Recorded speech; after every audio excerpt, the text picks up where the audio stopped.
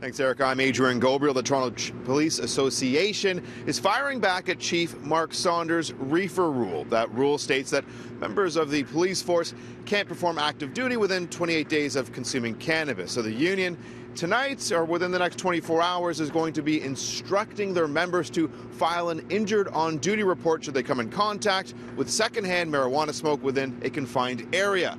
And union boss Mike McCormick says that could lead to upwards of 12 officers per week, each taking about a month off work. That's why this is really not a really sound policy.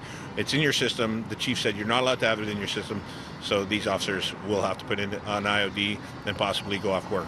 What would be reasonable for you and your members? Exactly what the other services have done in Ontario, have a fit for duty test, which is a very rigorous test. McCormick says the union has retained an expert whose report, that is yet to be made public, states secondhand pot smoke in a confined space could show up in an officer's system. McCormick adds that undercover officers can be susceptible to excess marijuana smoke.